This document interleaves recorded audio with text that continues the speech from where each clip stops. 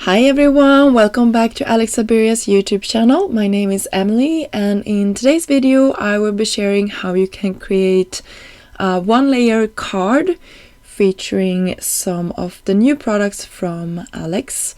And I started off by putting some of the images from the Penguin Love stamp set onto some clear acrylic blocks.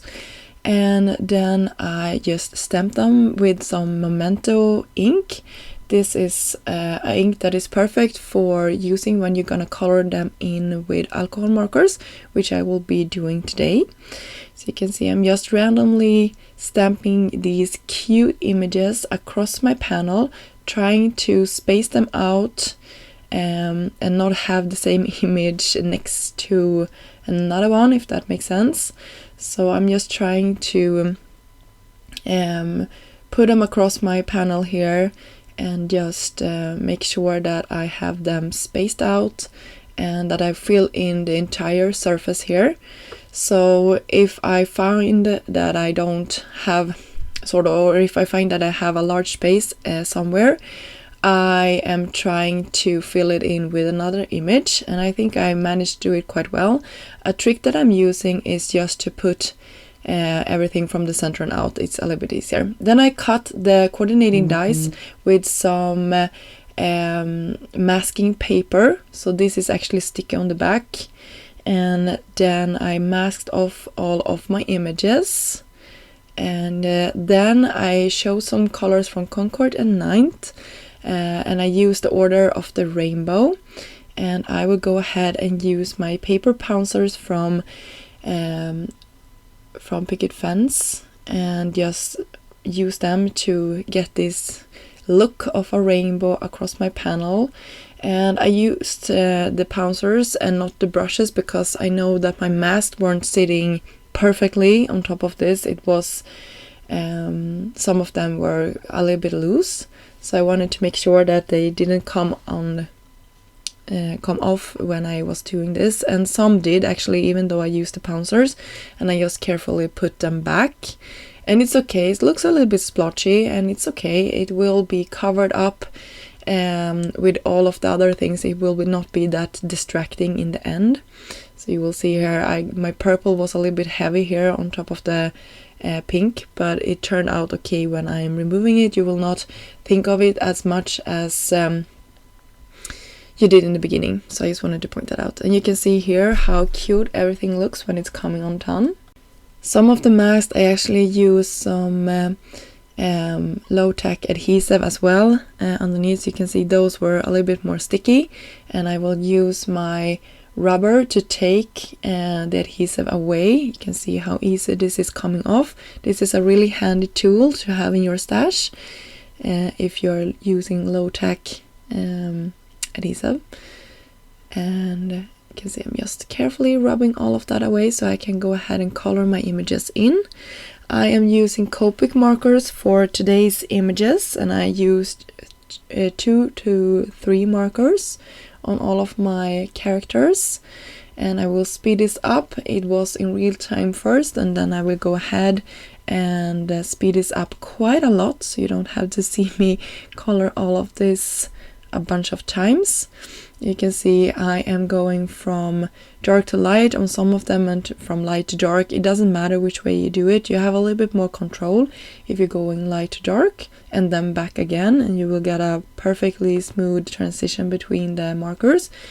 I'm not doing that today, obviously, because it takes a little bit more time and I was impatient. But if you are new to coloring, I would definitely suggest that.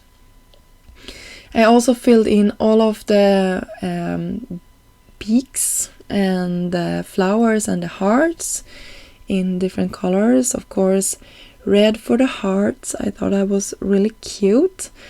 I used R14 and R11 for my colors there, and also R11 for the rosy cheeks. And the pot here is just getting some color with the E40 markers. And yeah, you can see how that turned out. And I also wanted to bring out some more blue, so I used a really pale blue for my package. and I use that for all of them just to make it cohesive. And yellow for the ribbon. Sort of looks like the Swedish flag there.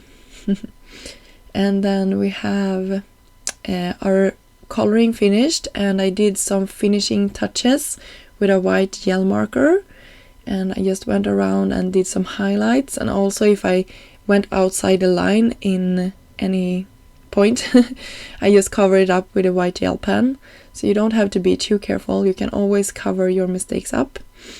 And for the sentiment I also wanted to stamp one more image, and I used this cute penguin with a heart string here, and I will color it the same way as I colored the rest of the penguins. This one I will use the coordinating dies and cut out, and I will have it on top of my vellum panel, and it will serve as a letter. You will see how I did that, and I will also cover up the penguin in the back so that this will take focal point on our project. So I did the same colors for all of that. So cute. And then we will use the coordinating die and just run it through my machine. You can see the letters I also cut there, and I will cut them a couple of more times to raise it up. I will have it say love. And I stuck a bunch of white die cut letters and then the gold one on top. So you can see we have all of our letters here. I sped this up quite a lot, but you can see how much dimension that gives, and the stability, it really makes it look like a chipboard piece or something like that. And I love the sturdiness of this. If you use foam, that would be another way to go. But I really like running dice through my machine and use paper. I have a ton of scraps in a pile here beneath me when I'm crafting. Then I took a strip of vellum and I will cut it and then tie it around, cover up a part of our background here, and I will have it centered so it covers the penguin that we also created. You can see how it looks, and I will cover it and put some foam to it, and then we will have our love letters. So we will have the penguin serve as a O, and we have the rest of our letters. So that pretty much finished off our card for today. I hope you got inspired to create some background patterns, and this is sort of a one-layer card, right? Just a strip with some dimension. I think it really helps our background and helps our sentiment to stand out. So I hope you enjoyed this video. I will have links down below for all of the products that I used, and until next time, I hope you have a great day. Bye!